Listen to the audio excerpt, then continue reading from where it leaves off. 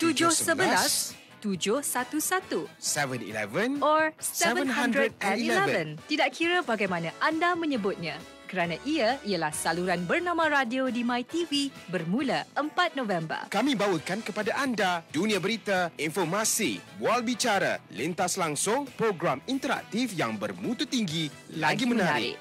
Kelainan pastinya untuk anda. Bernama radio di saluran 711 MyTV.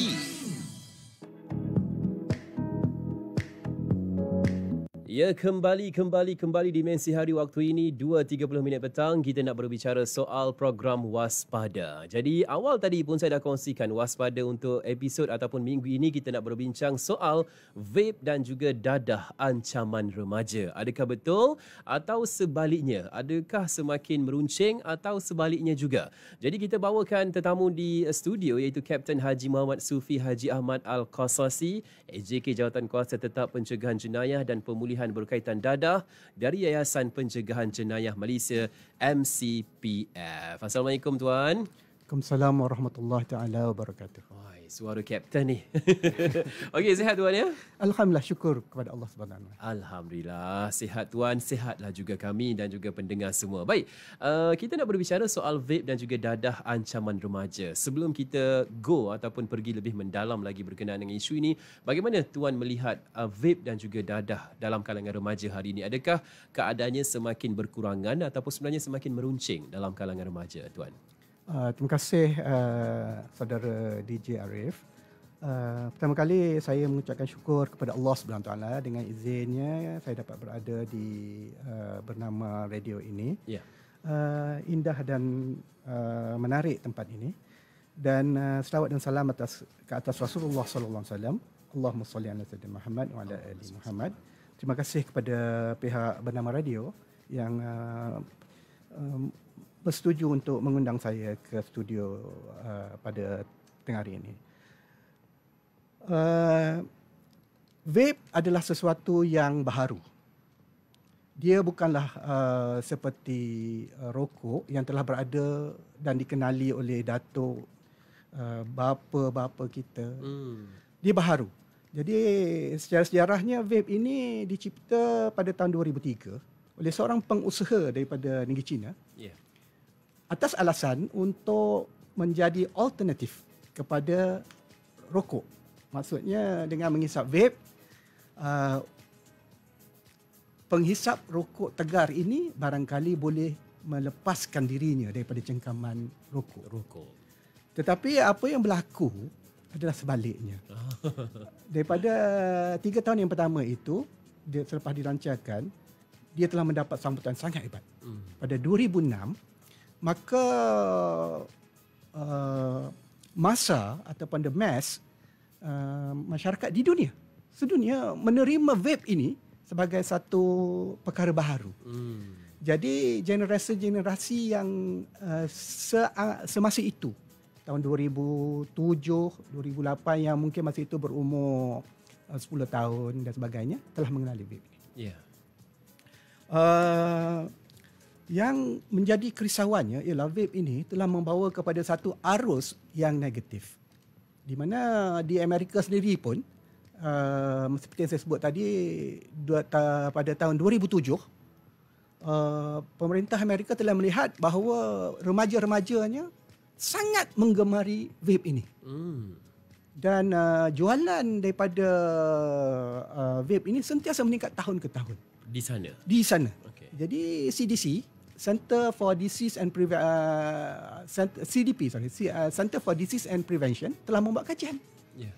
Dan mengejutkan ialah remaja-remaja mereka di antara umur 11 hingga 15 sangat menggemari ini. Jualan rokok telah menurun, jualan vape telah naik. Begitu juga di UK, kerajaan United Kingdom melihat pengguna vape ini adalah di antara golongan muda. Yeah. Dan menjadikan satu kerisauan. Di Malaysia pula, vape ini menjadi satu isu yang besar kerana dalam kajian yang dibuat oleh NHMS, National Health and Morbidity Survey, didapati 23.3% budak-budak lelaki ataupun remaja lelaki di antara 13 ke 17 tahun. Maknanya budak-budak ini atau pelajar mereka-mereka ini berumur di antara 13, 17. Tingkatan 1 sampai tingkatan 5. Okey. Dan 6.2% pelajar wanita perempuan pernah mencuba vape. Oh. Jadi amat mengejutkan dan di antara kajian yang lebih terperinci dibuat oleh Persatuan Pakar Perubatan PPP Kesihatan Awam PPP KAM mendapati bahawa 29.6% ataupun 560,000 remaja lelaki dan 8.3% ataupun 150,000 remaja perempuan pernah menggunakan vape. Bererti satu statistik yang mencabar minda kita bahawa arus ke arah negatif ini sebenarnya berlaku. Dengan lain katanya, siapa yang dapat saya nyatakan bahawa vape ini mendapat sambutan di seluruh dunia. Bukan sahaja menjadi masalah nasional, tapi juga sekarang ini menjadi masalah internasional, universal. Antarabangsa dah. Antarabangsa. Jadi begitu menjadi kerisauan dan keraguan. Banyak negara dalam dunia ini, antaranya yang boleh saya sebut, negara-negara yang sangat jauh daripada kita. Umpamanya kalau di Caribbean, negara Antigua dan Barbuda, pulau-pulau kecil saja mengharamkan vape. Begitu juga Argentina, Amerika Selatan mengharamkan vape. Di Afrika, negeri yang di tengah-tengah Afrika itu bernama Gambia, mereka juga mengharamkan vape. Dan di ASEAN kita melihat jiran kita Singapura mengharamkan vape, Thailand mengharamkan vape, Brunei mengharamkan vape, membuat kajian untuk melihat betapa bahayanya vape ini ialah Indonesia. Begitu juga Filipina. Kalau kita lihat kepada ini, penggunaan vape ini telah meningkat, Encik DJ Encik Yarif. Daripada tahun 2017, jangka masa 5 tahun ini, daripada 98% kepada 15% tahun 2022. Berartinya kita dapat menyatakan bahawa di sini bahawa vape ada satu perkara yang serius, yang merosakkan, kerana vape ini dilihat telah menjangkiti kesukaan. Jadi apabila kita membuat sedikit kajian, bila bertanya dengan remaja-remaja ini, kenapa mengambil vape ni? Rupanya dia kata dia suka kepada flavor vape tu. Oh, perisanya. Jadi perisanya diberi nama seperti buah-buahan, mango, strawberry, honeydew, kopi. Dan bila saya tanya lagi, ada ke teh? Ada. Ada teh. Teh ada mana? Teh apa? Teh hijau. Oh, green tea. Dan teh tarik. Oh, teh tarik pun ada. Teh tarik. Jadi kesimpulannya apa yang saya dapat katakan kesiurusan vape ini kan ialah pada tahun 2025 penduduk negara kita pada demografi ini ialah sebanyak 36 juta. Dan remaja yang berumur di antara 13 sampai 17 membentuk 30% daripada demografi itu. Berarti dalam 10 juta, 10.8. Jadi mereka ini adalah pengguna-pengguna vape yang boleh buat masa ini barangkali belum tegar. Tetapi tidak dapat dinafikan dengan berita-berita yang ada sebelum ini. Telah berlaku kematian, telah berlaku kemalangan yang mengerikan. Jadi begitulah dapat saya simpulkan seriusnya atau tidak vape ni di negara kita dan di pentas antarabangsa. Ya, dan dari awal lagi saya perhatikan apa yang tuan kongsikan ini ada perkataan negatif, bahaya, kesihatan dan sebagainya. Semua ini menjerumuskan kepada konotasi tidak baik ataupun konotasi negatifnya. Ya. Jadi kalau kita lihat penggunaan yang semakin meningkat, ketagihan semakin meningkat ini, adakah kerana trend semata-mata ataupun dalam vape sendiri secara tak langsung tanpa kita sedar adanya kandungan dadah? Mungkin sedikit. Ya, saya berpendapat Ya. Sesuatu yang digunakan secara berulang-ulang, Okey. repeated use, menunjukkan dia mempunyai tarikan luar biasa. Contohnya, kalau macam kita pergi ke kedai membeli nasi lemak yang sama sanggup beratur, ataupun kita pergi ke kedai nasi kandar sanggup beratur, macam di Penang itu beratur pukul 10 malam pun pada waktu orang tidur, menunjukkan dia mempunyai satu tarikan luar biasa. Dan vape ini, kalau kita kajilah DJ Arif ya, Ya. vape ini bukan dibuat untuk menjadi satu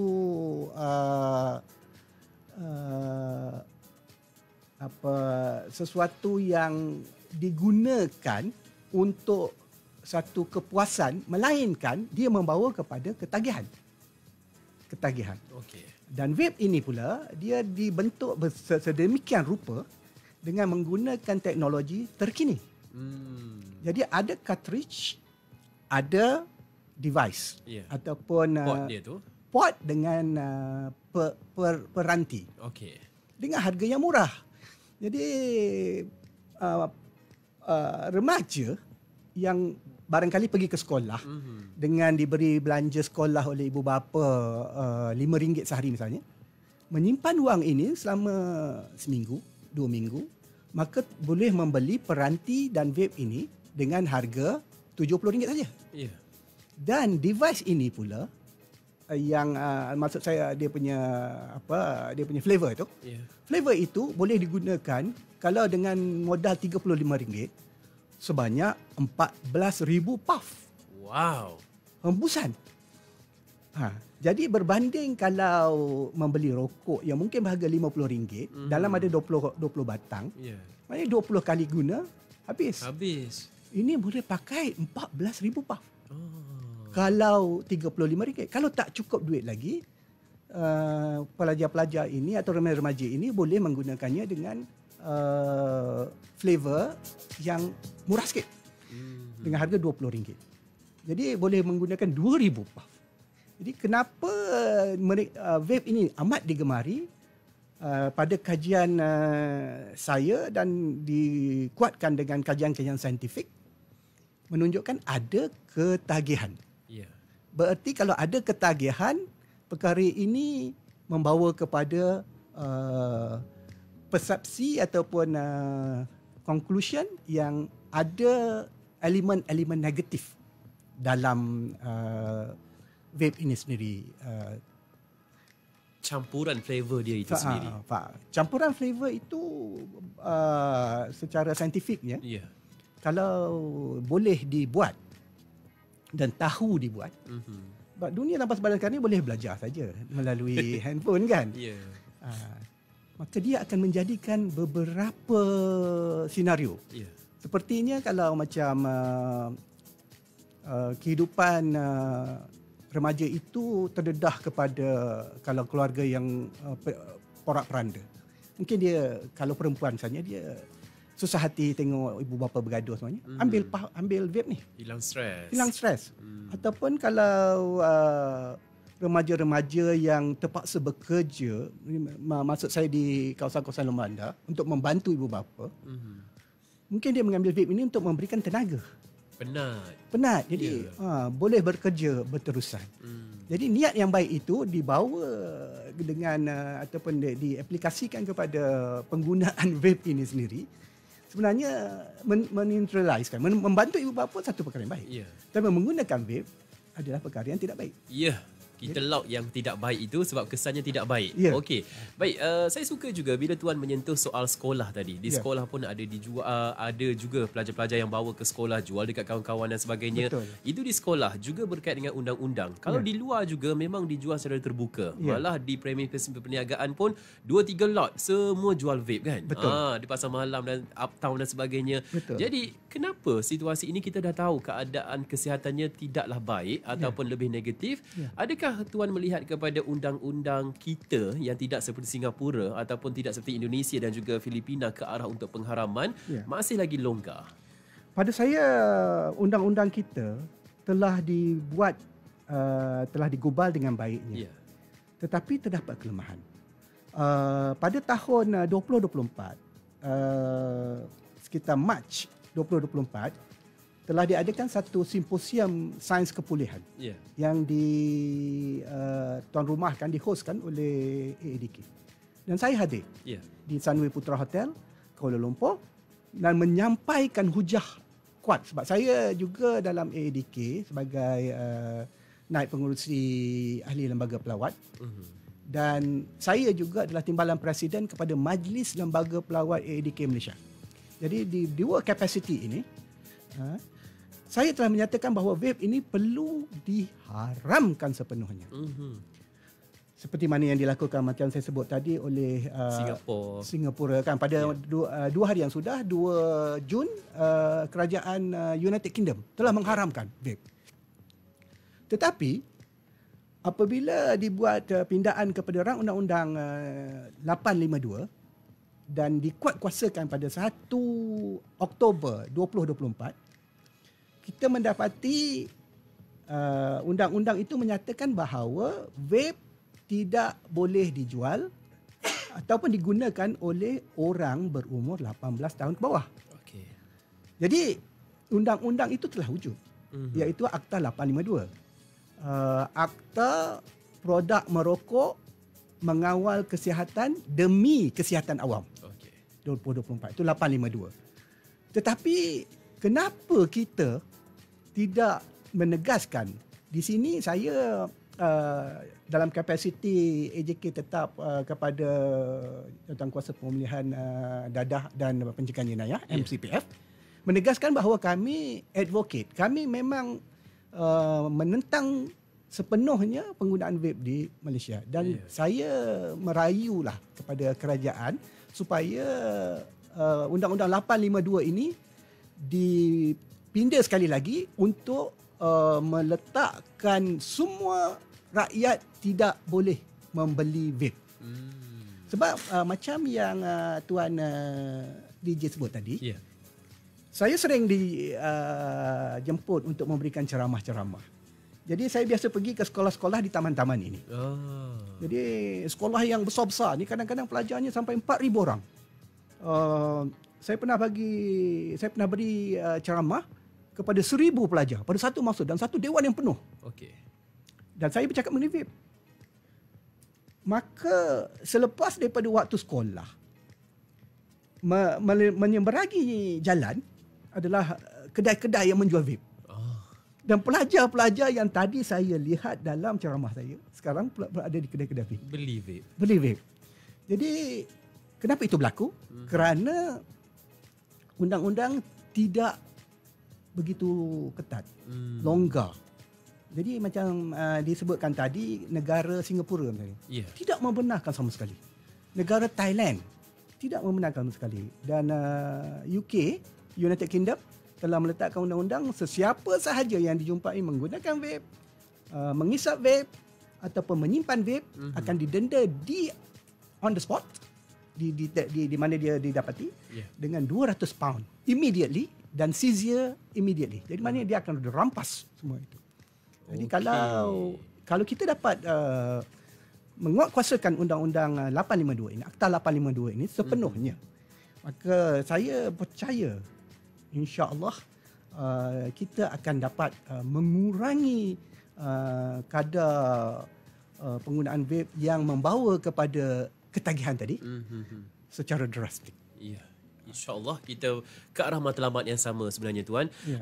Satu juga, saya suka menggunakan analogi. Kalau kita lapar, kita faham kita lapar, Ya, betul. kita makan Ya, untuk betul. kita kenyang. Betul. Jadi dalam situasi ini kita tahu vape ini tak bagus, Ya. kita haramkan Ya. untuk kita elak daripada mudaratnya. Ya. Jadi adakah kerana masyarakat kurang lagi kefahaman tentang bahayanya vape ini, sebab itulah masyarakat masih lagi guna, masyarakat masih lagi jual, ataupun ia faham ada bahayanya tapi nak untung. Macam mana tuan?